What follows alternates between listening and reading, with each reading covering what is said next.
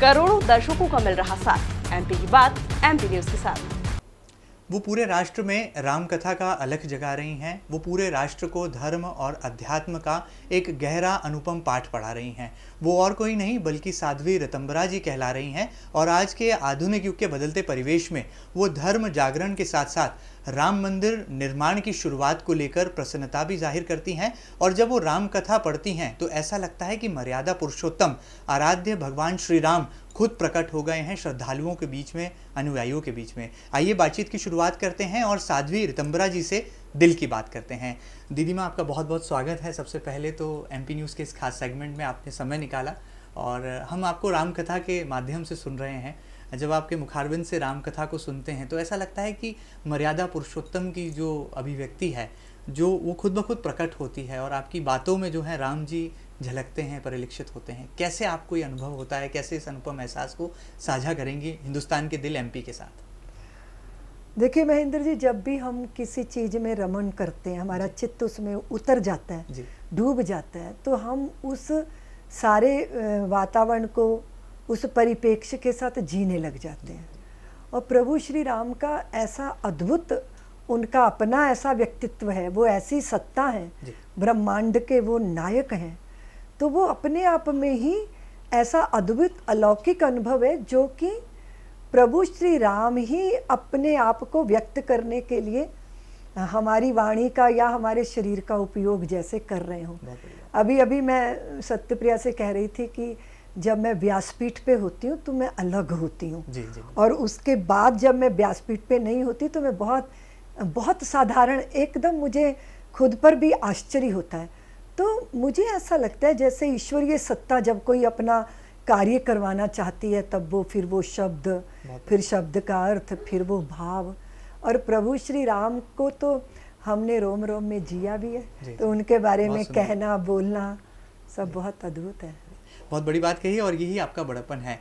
आपको पूरा देश जो है दीदी माँ के नाम से पुकारता है। आप दीदी भी हैं और माँ भी हैं, यानी कि एक ऐसा व्यक्तित्व जिनके व्यक्तित्व में जो है दीदी का दुलार भी है और माँ की ममता भी है। कैसी अनुभूति होती है जब पूरा राष्ट्र आपको दीदी माँ के नाम से पुकारता है? मुझे बहुत अच्छा लगता है महेंद्र। मैं तो साध्वी ऋतंभरा थी। जी। जब मैं नन्हे नन्हे बच्चों के आसपास, मेरे आसपास बालक सब एकत्रित हुए, उन्होंने सबसे पहले मुझे संबोधन, पहले दीदी बोलते थे, फिर दीदी माँ बोलने लगे, फिर धीरे धीरे पूरा देश ही दीदी माँ बोलने लगा। और इससे बढ़कर मेरे लिए कोई ना कोई अवार्ड है, ना कोई सम्मान है, ना कोई प्रतिष्ठा है, क्योंकि मुझ में देश दीदी भी देखता है, माँ भी देखता है। और मातृत्व को मैं रोम रोम से जीती हूँ महेंद्र। वात्सल्य मेरे हृदय की पीठिका है। और जब मैं ऐसे भावों में होती हूँ, मुझे लगता है मैं अपने गुरुदेव की भी माँ हूँ। और लाल जी की मैं सेवा करती हूँ, वो भी बाल स्वरूप में ही करती हूँ। तो बहुत अलग तरह का अनुभव आता है।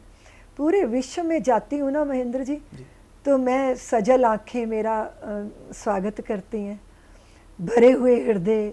जाने मैंने हजारों आँखों में प्रेम के अश्रु देखे हैं। तो इससे बढ़कर कोई जीवन की धन्यता नहीं हो सकती।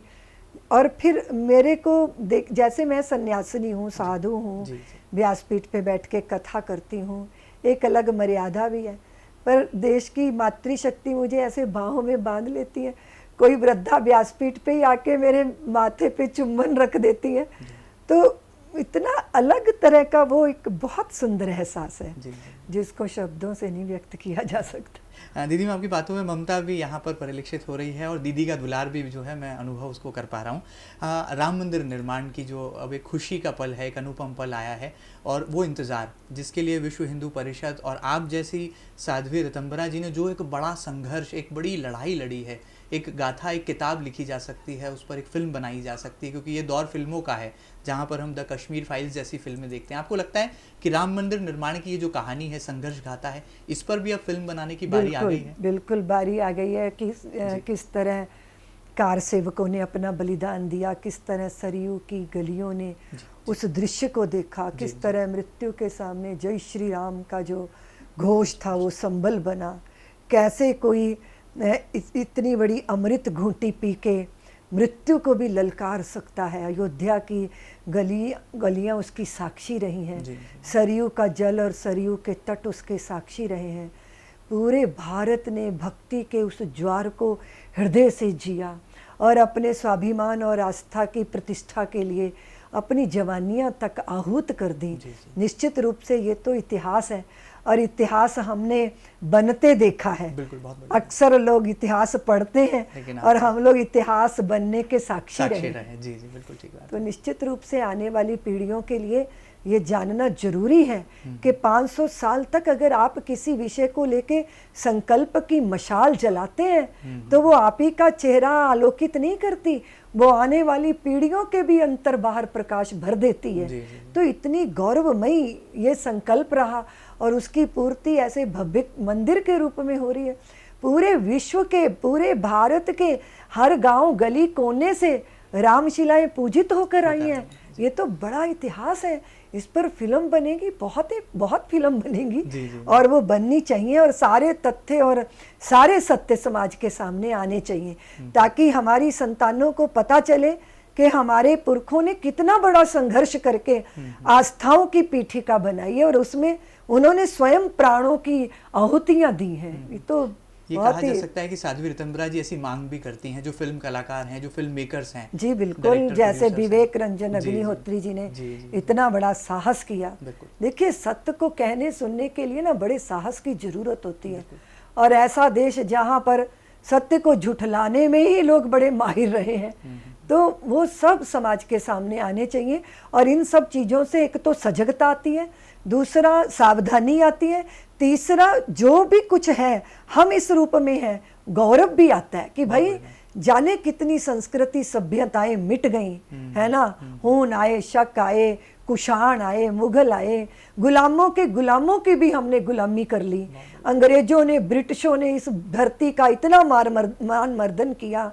तकरीबन 800 साल ये इतना बड़ा पीड़ित, इतना बड़ा अत्याचार, इतनी बड़ी राजनीतिक गुलामी, और उसके बाद भी आज हम ऐसे हैं।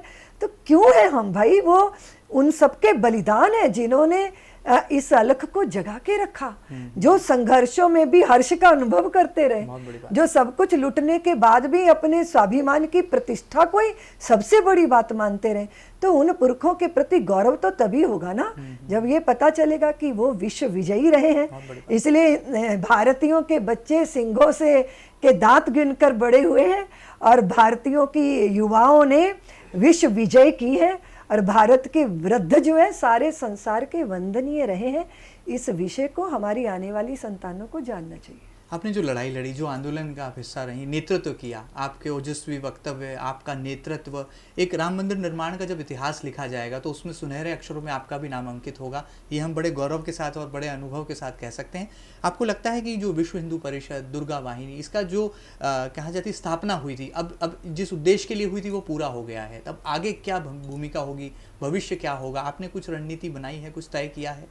देखिए, सबसे पहली बात है कि हमेशा आंधियाँ चलती हैं, है ना, और आंधियाँ चलती हैं तो दिए बुझाती हैं, तो हमेशा दिए जलाने की प्रक्रिया जारी रहती है। तो दुर्गा वाहिनी से हमारी तरुणियों के चित्त में ओज जागे, वो अपनी जड़ों से जुड़े, उन्हें भारत का गौरव मालूम पड़े, वो आसमान भी छुएं पर धरती की गहराइयों जैसी गहराई भी रखें। ये तो निरंतर ही जरूरत है ना। विश्व हिंदू परिषद जो है धर्म के रक्षण के लिए है, धर्मांतरण जहाँ हो रहे हैं उसे रोकने के लिए है, घर लोग लौटे अपनी जड़ों से जुड़े। तो ये तो निरंतर, ये तो यज्ञ है। इस यज्ञ में तो लगातार अपने श्रम की, तप की आहुतियां डालते रहना पड़ेगा। बहुत बड़ी बात है। एक सवाल और मेरे मन में है, आपके भाई जिनको आप जो है रक्षाबंधन पर रक्षा सूत्र बांधती हैं, देश के प्रधानमंत्री नरेंद्र मोदी जी कैसा काम कर रहे हैं? जब कश्मीर में धारा 370 हटाई जाती है, राम मंदिर निर्माण का सपना पूरा होता दिखाई देता है, काशी विश्वनाथ जी का मंदिर सजता है और उज्जैनी जो कि राजा महाकाल की नगरी है, सम्राट विक्रमादित्य की नगरी है, वहाँ पर कॉरिडोर बनता है। आपके भाई कैसा काम कर रहे हैं देश में? देखिए, वो तो हमारा गौरव है जी। और उनमें सारी देव सत्ता आकर बैठ गई है। अब वो व्यक्ति नहीं है, व्यक्ति के माध्यम से समष्टि काम कर रही है और उनके माध्यम से भारत माता चिन्मयी सत्ता बनके उनके दिल में बैठ गई है। और सबसे बड़ी बात है, नेतृत्व वो यशस्वी होता है जो लोक मन की भावना को समझता है। तो मेरे भाई अपने मन की बात तो करते हैं, लेकिन वो लोक मन को भी समझते हैं, लोक भावना कहाँ है, भारत बसता कहाँ है, भारत का दिल रमता कहाँ है। हम अपने आराध्यों की जन्मभूमियों को, उनके स्थानों को जब दुर्दशाग्रस्त देखते रहे तो हृदय द्रवित होता रहा, रोते रहे, हम अपने पौरुष को धिक्कारते रहे, अपने आप पे शक करते रहे। उन्होंने वो सारी पीड़ाओं को एक वाणी भी दी और फिर उन पीड़ाओं का शमन करने की एक औषधि भी दी।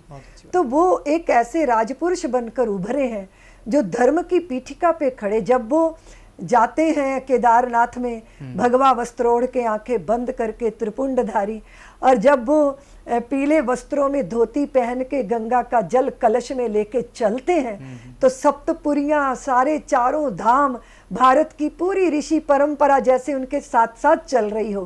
कितने बड़े गौरव की बात है कि देश को हजारों वर्षों बाद एक ऐसा नेतृत्व प्राप्त हुआ जिसे भगवत गीता देने में गौरव लगता है ना। संसार में सबसे ज्यादा उपहार देने के लिए कोई चीज है तो वो भगवत गीता, देने के लिए और पाने के लिए भी। तो वो एक अद्भुत दृश्य होता है। मैं समझती हूँ कि ये भारत भूमि का, भारतवासियों का सद्भाग्य है जो ऐसा नेतृत्व मिला है। हमें बड़ा, हमारी बहुत उनसे आत्मीयता है, बहुत बार उनसे गर्व भी होता है, गौरव होता है। और सबसे बड़ी बात है महेंद्र, हम जैसे जो ना, जैसे सूरज की जलती हुई धरती को जो है बारिश की बूंदें मिल जाती हैं तो कितनी तृप्ति होती है। आप देखो ना, बारिश की बूंदें गिरती हैं तो धरती की सौंधापन जो है चारों तरफ बिखर जाता है ना। ऐसे हम सब लोग अनुभव करते हैं, लगता है जीवन सार्थक हो गया, लगता है तप पूरा हो गया, लगता है हम धन्य हो गए, लगता है अब भारत भूमि सुरक्षित है। लेकिन जैसे देश के प्रधानमंत्री काम कर रहे हैं तो ये राज्य काम कर रहा है, लेकिन राष्ट्र को भी काम करना है उसी तरह। इसीलिए उन्होंने कहा कि सबका साथ, सबका विकास, सबका विश्वास और सबका प्रयास। जी बिल्कुल। दीदी मैं एक सवाल और मेरे जहन में, हमने आपको हमेशा जो है, ऐसा मैंने आपके बारे में आलेख में पढ़ा है कि आप जब बोलती हैं तो आग उगलती है, क्रांति आ जाती है, और जब आप रौद्र रूप धारण करती हैं तो जो दुश्मन हैं उनकी रूह कांपने लगती है। लेकिन जब हम आपको देखते हैं और साक्षात्कार करते हैं तो आपकी एक अनुपम छवि है, आपका एक ओजस्वी चेहरा है, हंसता खिलखिलाता चेहरा है। मेरे मन में सवाल है, एक पत्रकार होने के नाते, क्या साध्वी ऋतंभरा जी को कभी गुस्सा आता है? कोई ऐसी घटनाओं पर आपको जो है गुस्सा प्रकट करने का मन होता है? ये हालात देखिए, जब मैं श्री राम जन्मभूमि के आंदोलन में काम कर रही थी तो मुझे बहुत रोष था, और वो रोष भगवती चंडी का था। मतलब मुझे स्वयं नहीं पता था कि भगवती मेरे शरीर का कैसे उपयोग कर रही हैं। उसके लिए इतना बड़ा दुस्साहस, उसके लिए इतना बड़ा संघर्ष, उसके लिए इतनी बड़ी यातनाएं, वो सब, लेकिन फिर भी रुकना नहीं, फिर भी थमना नहीं। तो उस श्री राम जन्मभूमि के आंदोलन में नियति ने मेरे शरीर का उपयोग किया। मुझे कोई ऐसा अपना योगदान बड़ा नहीं लगता, लेकिन रात दिन एक लक्ष्य, बस संकल्प के बीच में विकल्प नहीं होना चाहिए, नहीं तो संकल्प सिद्धि के द्वार तक नहीं पहुंचाता। लेकिन सहज रूप से मेरा स्वभाव नहीं है ऐसा, मुझे गुस्सा नहीं आता, मुझे जो है उपरामता आती है। अगर किसी विषय को लेकर मेरा मन क्षोभ में होगा तो मैं उपराम होती हूँ, पर मुझे गुस्सा नहीं आता। कभी ऐसा अवसर आएगा आपके जीवन में कि हम आपको सदन में बोलते हुए देखेंगे, लोकसभा में, राज्यसभा में? आपको कोई ऐसा लक्ष्य है या आपको कभी अवसर मिला? क्योंकि हमने देखा कि कई साध्वी हैं जिन्होंने देश को, राष्ट्र को, राज्य को एक लोकतांत्रिक नेतृत्व दिया है। तो हम माने साध्वी ऋतंभरा जी भी कभी सदन में बोलती नजर आएंगी और कोई ऐसी बात करती नजर आएंगी कि अध्यात्म की जो प्रकाश है, उसकी जो अलख है, वो संसद में, लोकसभा में, संसद में भी जगे? ऐसे प्रयास होंगे? हाँ, मैं जो है ना व्यासपीठ पे बैठकर बहुत पूरे भारत के लोक मन के सदनों में गूंजती हूँ और वहाँ मैं प्रकाश, आलोक, प्रेम, करुणा और व्याकुलता, मैं दर्द भी बोती हूँ महेंद्र। मैं अपने समाज के दिल में दर्द बोती हूँ और फिर मैं कहती हूँ इस दर्द की तुम स्वयं दवा बनो। इसलिए वही मेरी ईश्वर के द्वारा निश्चित भूमिका है। आने वाले कल का तो कुछ पता नहीं, लेकिन मेरा मार्ग यही है, मैं उसी मार्ग पे चल रही हूँ। तो उस दृष्टि से तो मैं रोज़ अपनी बात कहती हूँ। और सबसे बड़ी मेरे लिए गौरव की बात यह है कि मेरे मन को समझने वाला इतना बड़ा नेतृत्व सदन में चमत्कृत कर देने वाला कार्य कर रहा है ना। किसी भी कार्य को हम सपना लेते हैं, उसको पूरा होते देखते हैं, तो वो बहुत सुंदर है। आपका पूरा कहा जा सकता है जीवन समर्पित, राम को समर्पित, तन समर्पित, मन समर्पित, ये संपूर्ण जीवन समर्पित। आने वाले समय में हम साध्वी ऋतंभरा जी को क्या यही राम कथा की और अभिव्यक्ति पूरे विश्व को एक संदेश देते हुए, अभिव्यक्त करते हुए देखने वाले हैं? जी, मैं प्रभु के गीत गाऊंगी, भारत की भूमि के स्वाभिमान को, गौरव की परंपराओं को, शहीदों की कथाओं को, अपनी संस्कृति के वांग्मय को। अभी आप देखो कि हमारे ऋग्वेद कहते हैं कि अगर एक आपने बाली पैदा की तो एक उस अनाज की बाली में किस किस का हक है, जिसमें पशु हैं, पक्षी हैं, है ना, धरती है, उसके बाद गरीब गुरबे हैं, उसके बाद आपका हक है ना। इतनी श्रेष्ठ परंपरा से संसार को परिचय होना चाहिए ना। तो मेरी संतानें जो है भारत की, वो तुलसी के पौधे हैं, जिनको वासनाओं की शराबों से नहीं, संस्कारों के गंगा जल से सींचा जाना चाहिए। तो मेरा यही काम है। मेरा काम है देशभक्ति, मेरा काम है राष्ट्र को जगाना। जब कहीं प्रमाद होगा, आलस्य होगा, और जब कहीं नेतृत्व अपने कर्तव्य से चूकेगा, तो मैं ऐसे ही गरजूंगी। वात्सल्य ग्राम की जो इतनी सुंदर आपने परिकल्पना की, कितना आपको जो है मन को एक सुकून, एक शांति और एक प्रसन्नता भी देती है, क्योंकि नन्हे नौनिहालों के बीच में इतनी सुंदर परिकल्पना, पहली बात तो ये मन में कैसे आई, और अब जब ये क्रियान्वित हो रही है तो कैसा आपको लगता है कि राष्ट्र में आपने एक ऐसा अलग संसार ही बना दिया है, ऐसा लगता है वात्सल्य ग्राम? देखो महेंद्र, जब भी कोई रहता है ना, तो वो अपने आसपास एक सुखद वातावरण चाहता है ना। मैंने जब मेरे जीवन की कल्पना की, मैं सोचती थी कि मैं किन के साथ खड़ी हूँ ना। मेरी एक संगठन में भूमिका रही, जागरण में भूमिका रही, मेरे आश्रम में मेरी भूमिका रही, लेकिन समाज की वो आखिरी इकाई जिसको कचरा मान के कचरे की ढेर पर फेंका गया, कौन करेगा उसके ऊपर दावेदारी, या उसके दर्द को कौन पूछेगा? खाली फल बांट के, कपड़े बांट के, आप पैसे दे के या छत दे के तो बात नहीं बनेगी ना। आपने देखा होगा कि भारत में तो भिखारी भी भूखे नहीं सोते, लेकिन जिनका मन प्रेम से तरसा होगा, वो कैसे अंतर तृप्ति पाएंगे? बस वो बच्चे मेरे आसपास इकट्ठे होते रहे, फिर उन बच्चों के लिए परिवार, माँ, मौसी, नानी की कल्पना, फिर उनके लिए घर बसाना। फिर मुझे लगता था कि इन्हें ऐसा ना कोई समझे कि ये तो अनाथ हैं, तो इसीलिए उनकी पढ़ाई जो है अब बहुत ऊंची होनी चाहिए। वो डॉक्टर, इंजीनियर बने, वो वेब डिजाइनर बने, वो सीए बने, उन्होंने बड़ी बड़ी पढ़ाइयाँ की। और समाज अब आज आके कहता है, दीदी माँ आपकी पुत्री हमें पुत्र वधू बना के घर ले जानी है, इससे बड़ा और क्या सौभाग्य होगा। और महेंद्र, मेरे को लोगों ने कहा कि इन बच्चों को आप मिशनरी क्यों नहीं बनाती हो, आप इनको साधु बनाओ, क्योंकि मिशनरीज ने तो बहुत सारे मिशनरी बना दिए, अनाथ बच्चे ही बनाए।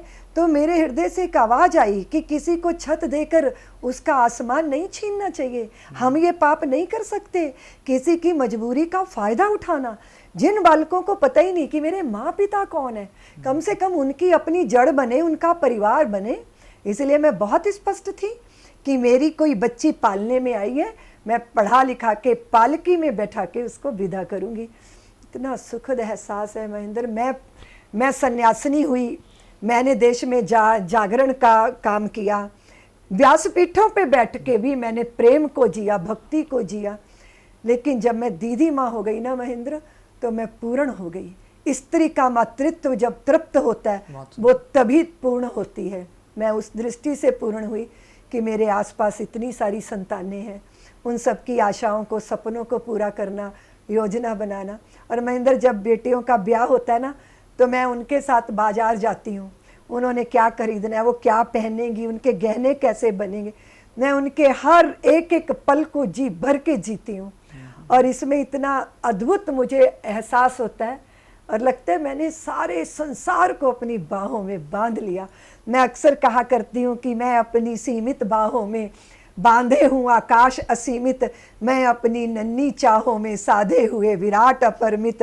कोई शुभ संकल्प उठे तो मेरे प्राण चहक उठते हैं, मेरा अणुव्यक्तित्व मगर लगता मुझ में अस्तित्व समाहित। ऐसा अद्भुत अनुभव है कि हमें लगता है कि हम व्यष्टि होकर समष्टि को बाहों में बांधे बैठे। बहुत सुंदर। जीवन एक और रंग अनेक। जाते जाते इन दिनों तो देश में, मैं तो कहूँगा पूरे विश्व में भगवा रंग का ही बोलबाला है, और आपने तो भगवा धारण ही किया हुआ है। पूरे राष्ट्र को क्या एक संदेश देंगी साध्वी जी? और दीदी माँ, मैंने जैसे कहा कि दीदी का दुलार भी आपकी बातों में है और आपके व्यक्तित्व में माँ की ममता भी जो है परिलक्षित होती है।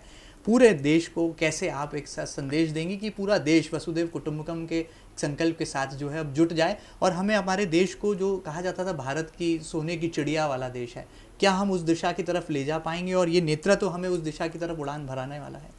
जी महेंद्र जी, मैं सारे आपके माध्यम से पूरे भारत के सभी को पहले तो नववर्ष की शुभ कामना करती हूँ, मंगल कामना करती हूँ। ये हमारे गौरव का दिन है, सूर्य की प्रथम किरण का उदय होता है और हमारा वर्ष प्रारंभ होता है ना। और आप ये देखिए, गौरव करने की बात ये है कि सारे संसार में शायद ऐसा कभी नहीं होता होगा कि नया वर्ष प्रारंभ हो और 9 दिन तक साधना की जाए, उपवास हो, व्रत हो, भगवती की आराधना हो। इतनी श्रेष्ठ संस्कृति के हम संवाहक हैं। आपने महेंद्र जी कहा कि हम समृद्धि की तरफ चल रहे हैं और मैं आपसे निवेदन करना चाहती हूँ आपके माध्यम से, आपके एमपी चैनल, न्यूज चैनल के माध्यम से, कि समृद्धि तो हम पुरुषार्थ के बल पे धरती पे उतारेंगे, क्योंकि हम स्वर्ग जाने में उतना भरोसा नहीं करते जितना स्वर्ग निर्माण करने में करते हैं। स्वर्ग को धरती पे उतारने में हमारे पास सामर्थ्य है। लेकिन एक बात मैं देशवासियों को जरूर कहना चाहती हूँ कि समृद्धि की कीमत शांति दे के अगर चुकानी पड़े तो ये सौदा महंगा है। इसलिए आंतरिक शांति बनाए रखना जरूरी है।